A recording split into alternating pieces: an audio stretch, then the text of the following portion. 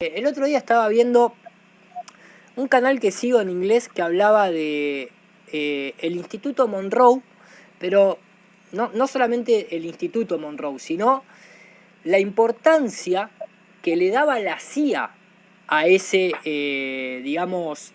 a todas estas experimentaciones de lo que es la proyección astral. Porque muchas veces cuando nosotros hablamos de proyección astral, de salidas del cuerpo, de out of body experience y ese tipo de prácticas, primero se catalogan de una manera bastante burda como algo New Age, cuando en realidad creo que es de lo más Old Age que existe, porque se practica desde que el primer ser humano encarnó, básicamente. Segundo, lógicamente, en su momento, las instituciones de poder, vamos al caso de la Iglesia Católica en Europa y demás, claro, este tipo de poderes, este tipo de técnicas no beneficia a una religión, ¿no es cierto?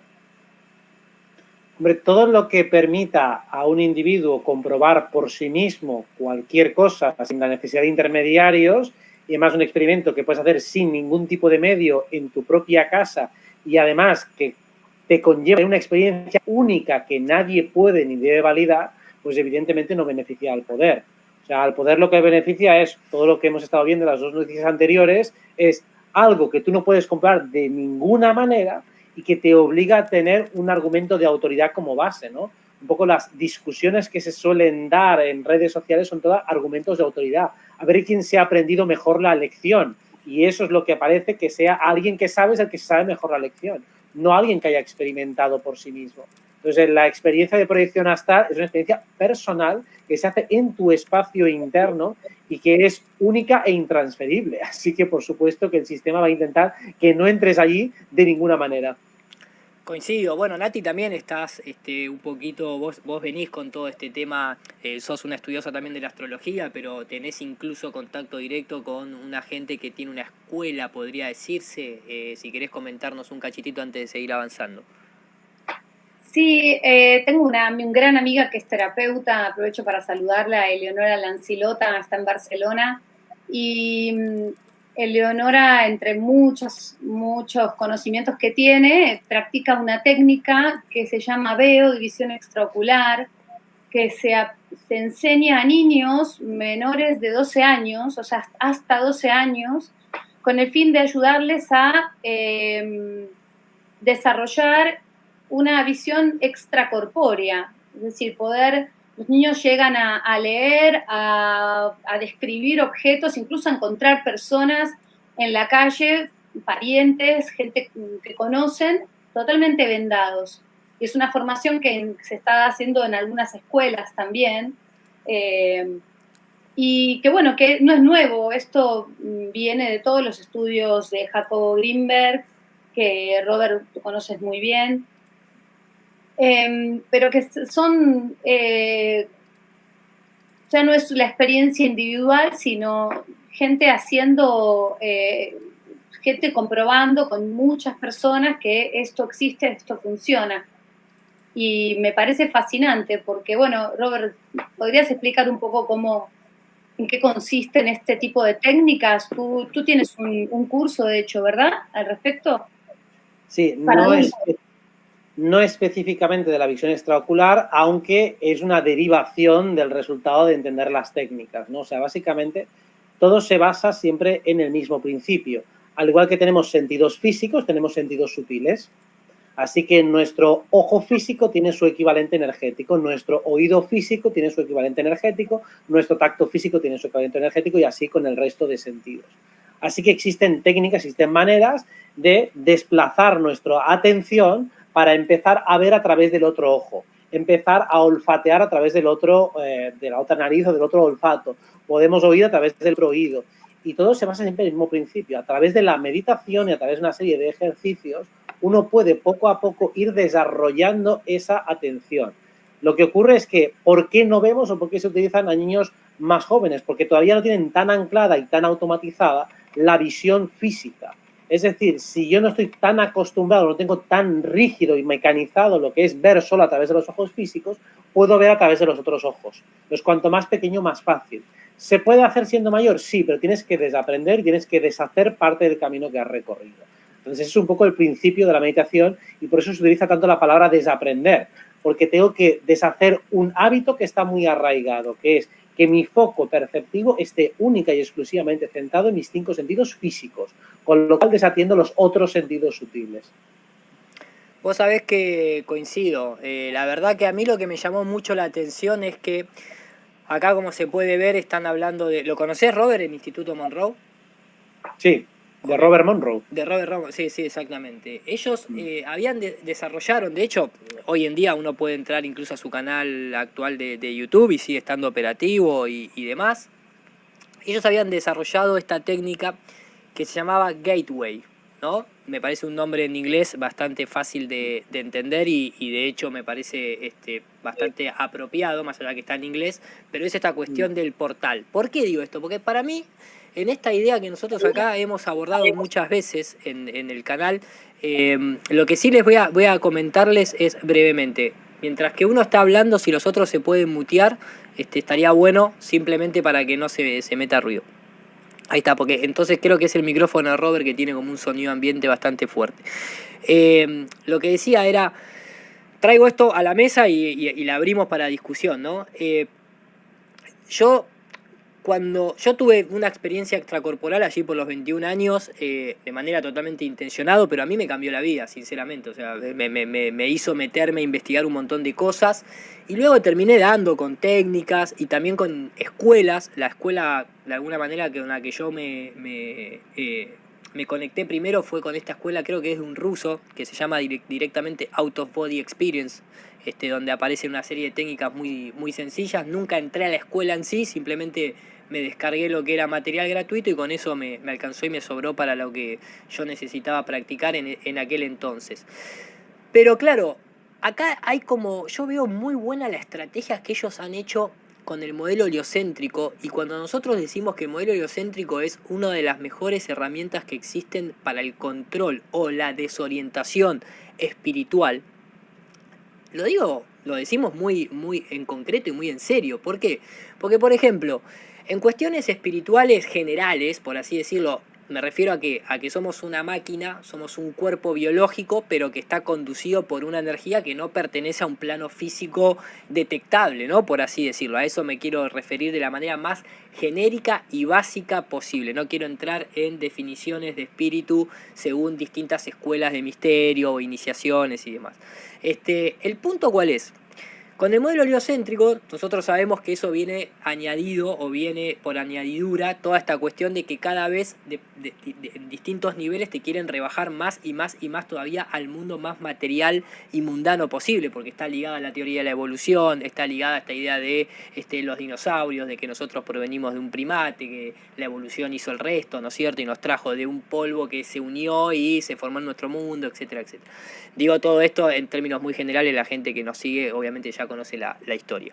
Pero también por otro lado, hoy en día, si uno pone en internet, y déjame que voy a traerla acá a modo muy grosero, estoy haciendo la introducción un poco larga, pero para que se entienda. Hoy en día incluso vos vas a National Geographic, vas a Antena 3 o al sitio que quieras, básicamente. Y ya te hablan de esta cuestión de que estaba buscando acá la nota, voy a abrir una nota X, Tendencias 21, no importa. Te hablan de esto, ¿no? Acá lo traigo a este monito. La ciencia discute la idea de los múltiples universos. La otra vez he visto charlas en TEDx de astrónomos, de astrofísicos, que dan toda una charla y cuando entran en el mundo de Albert Einstein, claro, el mundo de Albert Einstein te abre, o el universo, te abre una posibilidad de delirio. ¿Por qué? Porque existe un agujero negro. El agujero negro absorbe la luz, cuando en realidad en la gnosis el sol negro te da la luz. O sea, el sol negro te manifiesta. En el modelo heliocéntrico el agujero negro te quita la luz. Nada sale de ahí, todo se lo come. Te abren agujeros de gusanos, te inventan esta idea del tiempo y del espacio. Y he visto cada vez más discusiones reales en donde incluso son podcasts de científicos, incluso el propio de Grace Tyson, por ejemplo, aquí en esta charla que tiene con estos dos muchachos que tiene un canal enorme de ciencia en YouTube, discutiendo de los múltiples universos y de las múltiples dimensiones y cómo esto podría ser posible. Pero ellos todo el tiempo lo que están tratando también de hacer es que vos dependas de ellos, porque la idea es llegar con un vehículo material. O sea, hay que llegar tipo Interstellar. Hay que subirse a una nave que la pueden estrellar contra un asteroide, una nave que te puede llevar a la luna. Hay una canción de una banda argentina, llama Las Pelotas justamente, que dice: cuando no hay naves que te lleven donde vas, volvé a caminar. Porque acá se trata de que, para mí, por ejemplo, ¿por qué la CIA está tan interesada en el programa del desprendimiento corporal? ¿Para qué? Para acceder a otras dimensiones, saltear la posibilidad de tiempo y el espacio y hacer una lectura en una habitación de algo que haya sucedido. Ellos saben que no podés viajar en el tiempo en cuestiones físicas, pero sí en cuestiones astrales. Y eso es una herramienta militar de la hostia. La visión remota, por ejemplo, que hasta se usa en geología.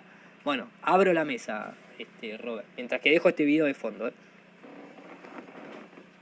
Claro, una de las cuestiones que más rechina, ¿no?, cuando se hablan de agujeros negros, se hablan de agujeros de gusano y demás, es que todo eso, como no lo puedes comprobar directamente, pero es que ni siquiera lo puede producir a escala, ¿no? Una de las cuestiones que a mí más me rechinaban de todo el modelo globo es que todo lo que sucede en el espacio exterior no tiene un equivalente obvio aquí en Tierra, que muchas de las cuestiones del modelo no se pueden reproducir aquí en Tierra.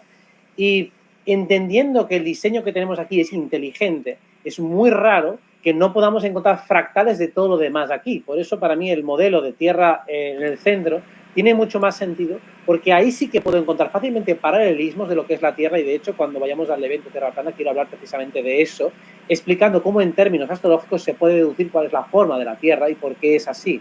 Todo explicado siguiendo los arquetipos astrológicos, es decir, entendiendo que el universo ya nos tiene que dotar a pequeña escala de todo aquello que está a gran escala. Así que también la exploración del multiverso se tiene que poder hacer directamente. Entonces, a través de las meditaciones, de las diferentes técnicas, podemos explorar el multiverso. Sí, está completamente disponible para nosotros. Claro, si necesitamos realmente supernaves espaciales para llegar a ver lo que es un agujero negro y demás, esto para mí no tiene sentido, por lo que conozco de la creación. O sea, le pongo ahí una objeción metafísica. No es una objeción científica, sino metafísica. No me cuadra con lo que yo conozco, con la experiencia que tengo. No me cuadra que haya algo completamente insondable y que se requiera de una tecnología para poder llegar a ello. No debería ser así. Y si hubiera algo que no pueda hacer si no es mediante tecnología, debería poder encontrar un fractal de algo muy parecido aquí en Tierra que sea prácticamente equivalente. Y ya me diréis cuál es el equivalente a un agujero negro que lo succiona todo de antimateria aquí en la Tierra. Yo por lo menos no se me ocurre ninguno. A lo mejor alguno hay, pero desde luego no es algo evidente. No, claro, en el modelo heliocéntrico eso no. Espera que te has quitado el micro. Ahora sí. Digo, en el modelo heliocéntrico claramente que no es, todo está lejos, todo está fuera de nosotros, y como vos bien decís, en el modelo Tierra Plana, por ejemplo, esta concepción no de un agujero negro, sino de, si nosotros vivimos en el plano de lo que se denomina el plano de inercia, tenemos un campo toroidal, obviamente hay lo que se conoce en magnetismo como la pared de Bosch, o sea, hay una zona en la cual está cero, está nula, ¿no? Digamos que es justamente a donde coincide, ¿no? Por eso también la analogía con la forma de la manzana, bueno, hay un montón de cuestiones. Supuestamente, dentro de nuestro modelo, en esa culminación del campo toroidal es donde se produciría eso, pero a diferencia del simbolismo del agujero negro en el modelo heliocéntrico, que es un monstruo, porque así lo presentan las noticias, el monstruo masivo que se come a la luz, a las estrellas y a todo, en el modelo Tierra Plana, por así decirlo, esa capacidad de nulidad, digamos, ese vacío, es de donde viene y de donde vamos. Es ese, como diría Gaspar Noé en la película Enter the Void, entrando al vacío, pero no al vacío de la nada, ¿no? Como diría Paco Vinagre, ¿es lo mismo el vacío que la nada? No, lógicamente que no. Es esa cuestión de la fuente primordial, de alguna manera. Es ese ejercicio cuando te dicen, vos cuando querés manifestar algo en el plano material y vos querés utilizar tu máquina, tu máquina biológica. ¿Vos qué haces? ¿Cuál es el gesto instintivo a la hora de planear algo que todavía no existe en tu vida, que todavía no existe en tu realidad? El gesto instintivo es, cierro los ojos, hasta incluso a veces me los aprieto, y me voy a mi sol negro, me voy a mi agujero negro, me voy a mi pineal, me voy a esa cosa que no tiene eje de coordenadas y empiezo a planificar. Desde ahí tomo esa energía, tomo esa manifestación. En el modelo holocéntrico es todo al revés. Es todo lo contrario, es todo para distraer, desorientar, destruir. Después podrá venir arriba de eso la capa de las escuelas de Gnosis, que también es una manera para mí muchas veces de jerarquizar y verticalizar la información, y si vos no haces determinadas cosas o no perteneces o no das diferentes favores, no te van mostrando ese conocimiento. Esto incluso figuraba en la página oficial de Vice, por ejemplo, pero figura en varios lugares, fíjate la imagen lo dice todo. Encuentran la página 25 del informe Gateway de la CIA sobre proyecciones astrales. Quiero remarcar esto, nosotros acá hemos mostrado una y mil veces patentes de las distintas agencias gubernamentales, tanto rusas como norteamericanas, como la NASA, de así construyen un avión, así se construye un helicóptero, así se construye para disparar un misil, se asume una tierra plana y estacionaria. Hemos mostrado patentes de la CIA, inclusive, que también tenían cuestiones de estudio cosmológico. Hemos mostrado el MK Ultra, el MK Ultra 2. Esto es 10 veces más importante que todo eso, para mí. ¿Por qué? Porque es una herramienta, es una cuestión de un potencial muy grande que nos da. Después acá va a haber gente muy religiosa que va a decir, eso es obra de Satán y del diablo, eso en realidad si vos te salís te van a agarrar los seres oscuros. Bueno, maestro, si salís a la calle te puede pisar un auto. Hay técnicas también para ese tipo de cosas, pero ya cuando los servicios de inteligencia, que aparte la CIA ya venía de una creación con artífices que pertenecían a todas esas élites de la Segunda Guerra Mundial y demás, fíjate que la frase es, y esto lo voy a poner de fondo en el video, pero la clave es superar el tiempo y el espacio en ese contexto, porque desde lo físico no podés hacerlo. Abro ahí para el que quiera. Yo veo varias cosas. Veo por un lado cómo a lo largo de los años se ha ido cambiando el término, ¿no? En los años 50 y 60 se decía viaje astral, luego pasó a llamarse experiencia fuera del cuerpo, en los 80, 90 se empezó a llamar sueños lúcidos, ¿no? Claro, para tomarlo como un sueño, ¿no? Y en todo momento, lo que se trataba era de buscarle una explicación a algo que realmente los seres humanos hacían de casualidad o porque exploraran y de pronto tuvieran esas experiencias como aisladas. No siempre hay como una necesidad de ningunear esta capacidad de algunos seres de conectar con algo muy interno y poder hacer un viaje, porque es todo un viaje de alguna manera. Yo pensaba, bueno, ahora les dicen proyecciones astrales, ¿no? La terminología que se utiliza siempre tiene una tendencia con todo esto del metaverso, del multiverso, todos nos preguntamos, pero entonces, ¿qué somos? Seres multidimensionales, ¿y esto qué significa?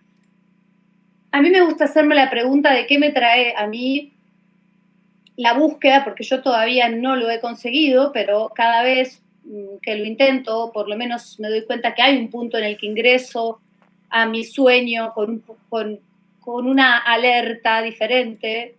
En algún momento del sueño me doy cuenta que estoy soñando y lo percibo y lo comunico a quien estoy soñando y tengo unos feedbacks bastante curiosos y me desengancho, pero a mí lo que me sirve de toda esta exploración personal, que estoy en esa búsqueda y que todavía no tengo todas las respuestas, es lo que yo estoy buscando con esta experimentación, que es saber un poco más de mí, saber un poco más de qué soy yo, de qué estoy hecha, cuáles son esos cuerpos que me conforman, más allá del físico, y hacia dónde pienso que me puede llevar eso. Bueno, quizás a descubrir una conexión más profunda con una fuente original que me activa mi glándula timo, que hace que este corazón vibre por algunas cosas y por otras no sienta absolutamente nada. Entonces, para terminar, digo, es importante que independientemente de para lo que siempre se han usado estas técnicas, que es excelente explorar en ello, creo que este momento todos estamos interpelados por conocer un poco más acerca de lo que somos y este puede ser una muy buena manera de dejar de buscar las respuestas fuera de ese y buscarlas dentro. Es una...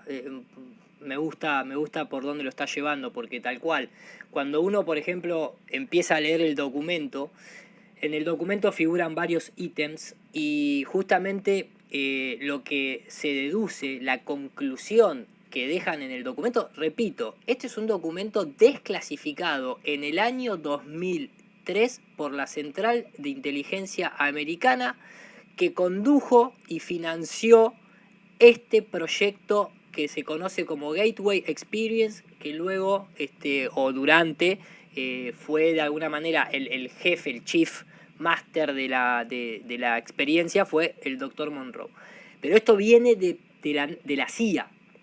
¿Por qué lo digo? Porque justamente esto se llevó a cabo en 1983 y se termina desclasificando 20 años después, porque nosotros conocemos que en Estados Unidos está el acta, tienen por ley, digamos, la desclasificación de ciertos proyectos secretos. Esto era ahí con el sellito Top Secret, ¿bien? Entonces, no es que estamos hablando de algo que nosotros pensamos que... No, estamos haciendo un análisis objetivo de un documento que fue elaborado en base a décadas de investigación. Dentro de todo eso, se habla de que lo más fácil de la inducción a ese estado es, y acá le doy paso a Robert, que también es un gran experimentador de todo esto, ¿no? Pero, ¿cuántas maneras hay de interpretar esa frase de Nikola Tesla? Si querés conocer los secretos, dice él en la frase, los secretos del universo, del cosmos, pensá en frecuencia, vibración y energía. Y una de las formas más efectivas de inducir al estado de proyección, desprendimiento corporal, doble etérico, no me gusta sueño lúcido porque, como vos bien decís, Nati, no estamos soñando y tampoco, en mi caso, invoco a Lucy. Pero nombres anteriores que mencioné y los que ustedes quieran. La forma más efectiva es esta que están viendo acá en pantalla. Los bits binaurales. ¿Binaurales por qué? Porque tenés que enviarle en estéreo una frecuencia, una cantidad de hertz al derecho para activar y estimular el lado derecho del cerebro y otra al lado izquierdo. Y así comienza toda esta movida. Después acá en el documento se habla de todas las potencialidades de ventajas que tenés de hacer esto. Te podés sanar a vos mismo, podés tener conexiones con seres desencarnados, podés acceder remotamente a lugares que tiempo, físico, espacio que existen en la locación actual, pero podés ver cosas que hayan sucedido en otro tiempo porque quedan las impresiones de lo que sucedió ahí, etcétera, etcétera, etcétera. Por eso también lo trato desde lo militar, ¿no? Adelante, Robert. Claro, aquí en la imagen ya se pone claramente cómo se tienen que estimular al mismo tiempo los dos hemisferios. Ahí la dificultad, ¿no? Para hacer esa alquimia interna, ¿no? Porque, claro, tienes que relajarte físicamente y relajarte mentalmente mientras mantienes tu atención activa. Por eso es complicado de hacer, porque una cosa es relajarse completamente, es fase completamente yin, o activarse, con lo cual tampoco te duermes. Así que entrar en ese estado de equilibrio es algo sutil y es complicado. La frase de Tesla viene al pelo porque realmente cuando tú estás en el plano astral y haces experimentos de cuestiones ordinarias, cosas básicas, allí comprendes también cómo funciona este plano.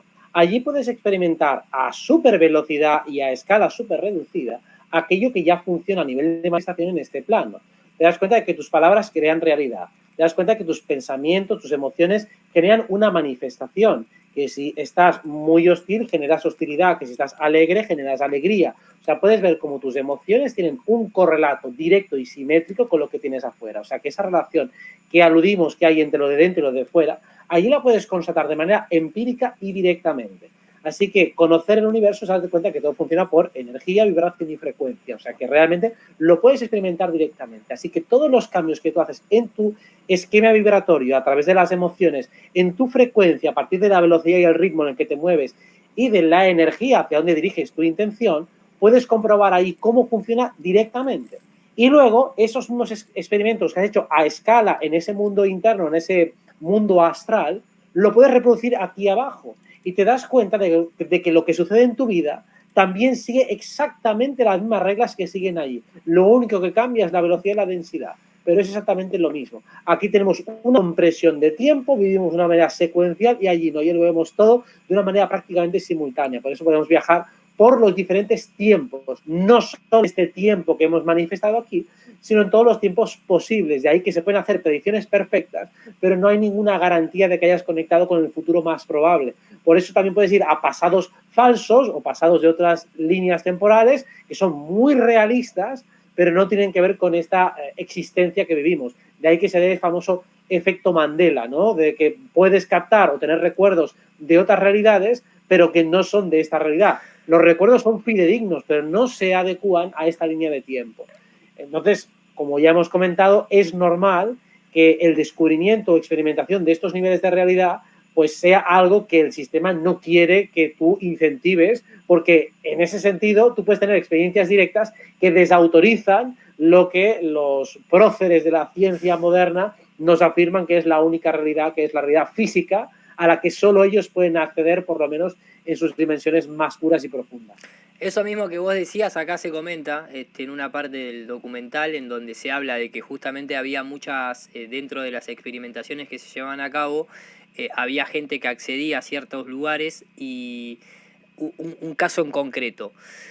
Agarran a una serie de 10 voluntarios del Instituto Monroe y los hacen viajar a una sala militar donde había una serie de computadoras donde cuando volvían tenían que escribir 10 secuencias de números, que a su vez esas 10 secuencias tenían, no sé si 6 números cada una de las secuencias, una cosa así.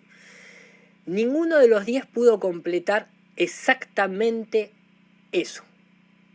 Ponían de las 6, vamos a suponer que eran 6 secuencias, de las 6 secuencias, por ejemplo, ponían concreta 5, otros 4, otros 2, pero ninguno podía poner, no coincidían. Sin embargo, los números o las secuencias que ellos ponían sí habían sido escritas con anterioridad, no eran las que estaban presentes en el momento en el que ellos llegaban en desprendimiento, pero sí eran secuencias que se habían escrito en otro momento del tiempo. Entonces de ahí concluían que tal vez uno, claro, cuando llega ahí físicamente, astralmente, vos te podés encontrar con otras líneas o con lo que pasó de alguna manera, ¿no? No es casualidad tampoco toda esta, que para mí yo siempre lo tomo como la propia religión a Hollywood, ¿no es cierto? Es esta idea de hoy sale este Doctor Strange y te terminan llevando algo totalmente serio, clasificado, documentado, de interés de las agencias gubernamentales, de inteligencia, a simple películas de Marvel, a que tenés que usar una nave para llegar, ¿no? Y por otro lado tenés las instituciones religiosas, no, esto es obra del demonio, no, acá te vas a morir, no, si haces esto, no volvés nunca más a este plano, te quedás en el infierno número 7, departamento B, y no salís más de ahí. Adelante, por favor, si no, continuamos, pero si no, si alguien quiere hacer algún comentario, adelante. Hay un punto que me ha interesado en el titular de la noticia que habías puesto antes, y era algo así como que había que estar preparado en el titular, para responder ante encuentros con diferentes entidades, no estar preparados intelectualmente para reaccionar ante posibles encuentros con formas de energía inteligente, no corpórea. Exactamente, maestro, mirá qué bien que lo trajiste, porque eso también figura ahí en el documento y acá está, para todos aquellos que dudan de este tipo de cosas, ¿no es cierto? Para mí la ufología, y de hecho iré este año al Congreso de Ufología y voy a hablar de esto, es decir, de las entidades que encuentras en el astral.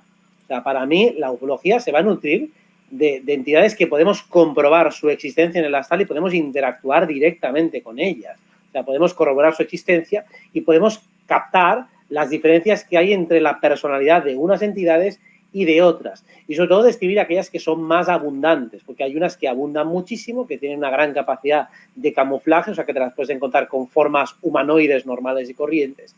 Y puedes ver que también que no son más inteligentes que nosotras.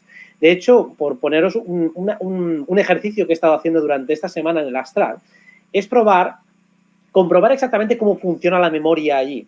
Y entonces, uno de los puntos que te das cuenta, pues hice un ejercicio en la habitación, o sea, hice una proyección astral, aparecí en una habitación y empecé a hacer operaciones aritméticas. Digo, puedo hacer multiplicaciones, divisiones, reglas de 3, me puse a hacer ecuaciones en una pizarra y veía que sí, que mi capacidad intelectual para resolver problemas estaba intacta. Pero si tenía que hacer un ejercicio de memoria como dónde trabajas, cómo te llamas, cuál es tu fecha de nacimiento, cuando tenía que empezar a relativizar datos, a tomar perspectiva y distancia, eso me costaba mucho más. Y me daba cuenta de que me alejaba de la experiencia o que estaba a punto de despertarme en el momento en el que yo rescataba datos de mi vida ordinaria, es decir, cuando ponía perspectiva. O sea, dentro de un campo reducido de experiencia, puedes operar con toda tu inteligencia, con toda tu energía mental. Pero en el momento en el que tú abres la perspectiva, entonces pierdes la experiencia o directamente no puedes memorizar, no puedes conectar con todos esos datos. O sea que básicamente la característica principal de esa cuarta dimensión es que toda tu energía está concentradísima. Mientras que aquí, en la vigilia, lo que llamamos tercera dimensión, que es nuestro cuerpo mental, nuestra capacidad para conectar datos, para abrirnos a la experiencia o incluso para salir de la experiencia, hablar con perspectiva, o sea, lo que hacemos ahora, discurrir, divagar, compartir experiencias, esto es una característica de la tercera dimensión, que es lo que imaginamos que los animales no pueden hacer, o lo hacen de una manera mucho más deficitaria, es decir, no pueden salir de la experiencia, el perro decir, pues hombre, molaría ser un gato, molaría ser un ser humano, y empieza a sofar sobre su existencia. Está claro que eso no dan indicios ningunos animales de poder hacer ese tipo de razonamientos o hacerlos por lo mismo con la misma facilidad que lo hacemos los seres humanos. O sea que podemos ver como cada dimensión, cada forma perceptiva, tiene también su densidad y su forma de condensar la energía. Bueno, interesante, Robert, buenos datos. Me gustan esta clase de directos porque justamente me parece que los que los vean le pueden sacar bastante provecho. Fíjate cómo acá arrancaba la nota, también decía, ¿no? Para los no iniciados, una palabra que lógicamente muchas veces es tomada de manera muy ambigua, pero claro, sí, obviamente, iniciado significa alguien que se ha atrevido a empezar a practicar. La proyección astral, pónganle el nombre que ustedes quieran, porque coincido con lo que decía Nati, dentro de estas múltiples fractales de distraernos, de desorientarnos, empiezan a utilizar términos y van cambiando palabras y terminan en cuestiones, ¿no? Porque yo muchas veces empecé a cambiar hace bastante tiempo, cada vez que alguien me dice me voy a dormir, yo digo me voy a viajar. Y yo no digo más que tengas un lindo sueño, yo siempre digo que tengas un buen viaje o que tengas una linda experiencia, ¿no? Es continúas viviendo, no es que te vas a dormir simplemente. En todo caso, el cuerpo biológico descansa, se repara. Imagínate si todos los seres humanos o nosotros mismos en nuestro entorno, cada vez que alguien va a dormir, le diría que tengas una buena reparación, que tengas una linda recarga, ¿no? Hay que hacer eso, hay que cambiar nuestra realidad desde la palabra. Es que completamente, parece que dormir es únicamente desconectar la mente y ya está. Digo, no, estás reparando tu cuerpo, estás realmente reenchufándote a la fuente original. O sea, al igual que pones a cargar tus dispositivos electrónicos, también pones a recargar a tu cuerpo.